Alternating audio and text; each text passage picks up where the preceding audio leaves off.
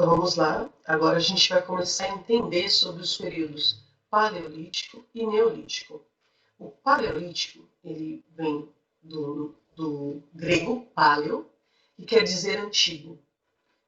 Significa pedra. É o período mais antigo da pré-história, de que se tem registro na humanidade. No Paleolítico, os homens se dedicavam quase exclusivamente à caça de animais. Então, assim, é um período em que eles estão nas cavernas. Esse é o período em que eles estão nas cavernas. Eles usam para se proteger, né, de animais, de intempéries, como chuvas, né? Naquela época o clima não era tão acentuado como hoje, então era tudo meio maluco. De repente estava muito calor, de repente vinha uma chuva, que até a própria Terra estava em formação, né?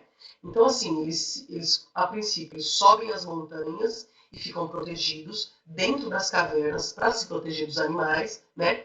E com o tempo eles vão começar a perceber que se eles plantarem, ali nasce uma nova planta. O fogo, eles começam a ter um certo domínio desse fogo, né? Domínio no sentido de, se eu enrolar um pedaço de pele e umedecer em algum tipo de óleo e pegar esse fogo, né? Eu consigo dominar esse fogo, levar de um lado para o outro. E começa-se também, é o período chamado da pedra lascada. Por que o período paleolítico é chamado de pedra lascada? Porque eles pegam as pedras e batem umas nas outras e tiram pequenas lascas. Com esses pequenos pedaços de pedra é que eles vão fazer as facas para tirar a carne da pele dos animais. Eles começam a se proteger. A caça fica mais fácil, né? Do que pegar um bicho e só bater na cabeça dele. Com a lança eu consigo perfurar, então eu consigo me alimentar melhor, é isso?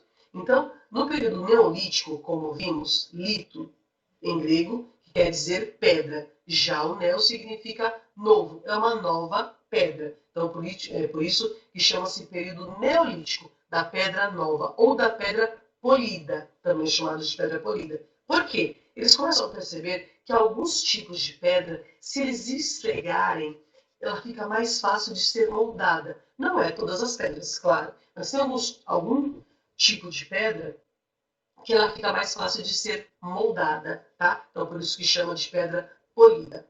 Então, é o período entre o fim do Paleolítico e o início da história, em que o modo de vida do ser humano sofre uma grande transformação. Ele passou a controlar a natureza por meio da agricultura. Desse modo, os historiadores consideram a agricultura como prática que estabeleceu a divisão entre o Paleolítico e o Neolítico. Por quê? Acredita-se que eles devam comer, né, de não estar ali se alimentando, e deixam lixo, porque não tem onde jogar, deixam no cantinho. E eles começam a perceber que desse lixo nascem árvores, né? Começam a nascer plantas, e dessas plantas nascem frutas. Então eles começam a perceber que o que tem dentro da fruta, né, aquela sementinha, ela vai gerar uma nova árvore, né? Então, a partir daí, eles começam a fazer plantações, eles começam a fazer descem das montanhas. A princípio, eles fazem um acampamento debaixo da terra, eles fazem um buraco, tampa-se, faz uma tampa, né? E faz uma tampa, e eles ficam ali dentro protegidos. Faz um teto, digamos assim, bem resistente, para que quando os animais passem por cima, isso não afunde, e eles ficam ali protegidinhos. Quando eles começam a dominar o fogo, que também acredita-se que foi de uma maneira involuntária isso acontece, pelo fato de eles baterem e esfregar as pedras, começam a sair, também ressaltando, não são todo tipo de pedra. Alguns tipos de pedra começam a sair pequenas faíscas de fogo. E aí eles conseguem, fazendo essa fricção em cima de alguma planta seca, uma grama, né, alguma palha seca, eles começam a perceber que isso pega fogo. Então eles começam a dominar o fogo totalmente. Então já tem como se proteger, já tem como se alimentar, não precisa mais viver essa vida nômade, que era o que acontecia no Paleolítico. Acabou os alimentos, eu mudo de lugar. Agora não, eu planto novamente. Então eles ficam, tá? Então esse é o Neolítico. Aqui no jogo rápido, vai falar assim: para os historiadores, que acontecimento na vida humana foi o ponto que dividiu a pré-história da história? Já está aqui em cima, né? A gente já vem aqui, ó. Os historiadores consideram a agricultura como a prática que estabeleceu a divisão entre o período paleolítico e o neolítico. Então, há desenvolvimento da agricultura, é bem a primeira aqui, né? Então, jogo rápido, o desenvolvimento da agricultura, ok? Aí, como vai funcionar a arte na pré-história? Até então, nós estávamos nos situando para que vocês entendessem o momento em que essa arte acontece. Agora, como ela acontece de fato. A arte na pré-história, desde quando se pintou na pré-história, né? Desde quando que eles pintam? Não se sabe como os povos que viveram na pré-história descobriram que era possível pintar em paredes de calcário. Nem desde quando se começou a pintar. Acredita-se que as primeiras pinturas e gravuras tenham surgido entre 40 mil anos antes de Cristo e 11 mil antes de Cristo, no período paleolítico. Período que se havia uma diversidade de ferramentas para o cotidiano, domínio no fogo, e no qual o corpo do ser humano pré-histórico já era semelhante ao do ser humano moderno. Eles já não se parecem tanto com os macacos. Para datar esses registros, a gente usa, né, os arqueólogos usam o carbono 14, que dá para ter uma noção da idade daquele material. Então, assim, acredita-se que eles utilizavam, como que aconteceu a primeira pintura? Alguns arqueólogos acreditam que, pelo fato de eles estarem nas cavernas e fazerem fogo, eles vão manusear esse material, né, esse carvão, para tirar das cavernas, para jogar fora, eles percebem que as mãos ficam sujas de preto. E aí, com o intuito de limpar essa mão, eles passam na parede. Automaticamente, a parede fica manchada com o formato da mão. Então, eles percebem que aí dá para pintar. Então, logo de começo, eles começam só a fazer mãos. Vocês podem perceber na apostila mesmo tem desenho, a gente vai ver mais para baixo. Só tem desenhos de mão. Eles não conseguem. Aí depois, claro, tem sempre um artista no meio de todo mundo e ele começa a perceber que se ele riscar de diversas formas, né, quadrados, triângulos, ou tentar até fazer um bicho que ele imagina, ele consegue fazer com que essa forma fique na parede. Isso só vai se desenvolvendo. Depois ele vai perceber que os olhos vão se misturar a determinados tipos de planta para conseguir outras cores, e aí começa toda uma evolução artística, tá?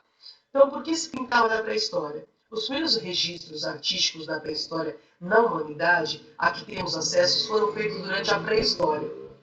Por meio deles é possível compreender que naquela época os seres humanos tinham uma linguagem com símbolos que serviam para se comunicar entre eles. Então, assim, eu estou numa caverna, eu pinto como é que foi meu dia a dia, como é que eu faço para caçar. Porque quando eu for embora, vai vir a outra tribo, umas outras pessoas, e elas têm essa informação.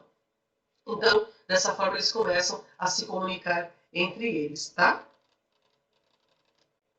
Aqui vai falar que, segundo o dicionário de linguagem, né, qualquer meio sistemático de comunicar ideias e sentimentos. Então, essa é uma ideia de linguagem. Então, qualquer forma que eu conseguir passar ideias, sentimentos através de signos ou símbolos, isso é uma forma de linguagem. Não precisa necessariamente ser uma escrita, né? Então é importante, no entanto, não confundir linguagem com a língua. Embora os animais também se comuniquem através da linguagem e é desenvolvida apenas para seres humanos, tá bom? Então, ó, mesmo com muitas pesquisas e estudos sobre a arte da pré-história, é muito difícil interpretar e entender as imagens e inscrições rupestres. Ou seja, a gente nunca vai saber exatamente o que eles queriam dizer, mas chega-se muito próximo essa imagem aqui mesmo, né? A gente consegue entender um caçador atacando aqui, né, um animal, para que ele possa se alimentar, possa se vestir da sua própria pele, né? Então, ó, duas hipóteses sobre o significado das pinturas rupestres, que é o que os arqueólogos chegaram à conclusão. Uma das hipóteses é que a mesma imagem não se tratava apenas de representação. Por exemplo, como os povos pré-históricos viviam sobretudo da caça, as representações das imagens de alguns animais podem ser para eles o próprio ato da caça, como se capturassem um único animal e estivessem com ele preso naquela parede. Então eles acreditavam, religiosamente falando, eles acreditavam que quando eles pintavam com o sangue do animal na parede, eles atraíam a energia do animal. Então, na hora da caça ficava mais fácil, tá? Outra hipótese é de que os seres humanos da pré-história acreditavam que poderiam haver algo para além do corpo físico dos seres vivos, como a alma. Assim, se havia a crença de que o animal caçado tinha uma alma, uma espécie de duplicação. No momento em que matavam, ele ficaria vagando. Portanto, registrar essa imagem na parede seria uma forma de reter a alma do animal, que é o que eu estava explicando para vocês, junto ao seu corpo físico. Essa retenção da imagem na parede poderia revelar a intenção do ser humano pré-histórico em conciliar-se com a caça, né? Porque eles matavam também, que é outro ponto interessante, eles matavam antigamente não por conta como é hoje, né? Por hobby, por esporte, e sim para se alimentar. Então eles tinham que estar em comunhão, é como se eles estivessem pedindo desculpas para o bicho, né? Olha, eu matei você, mas me desculpa, é para me alimentar, né? Não tenho outra opção, não tenho outra fonte, né? De como me alimentar, não é por maldade, tá? Aí aqui tem o jogo rápido, que aí depois eu vou passar para vocês direitinho, tá bom? Nos próximos vídeos.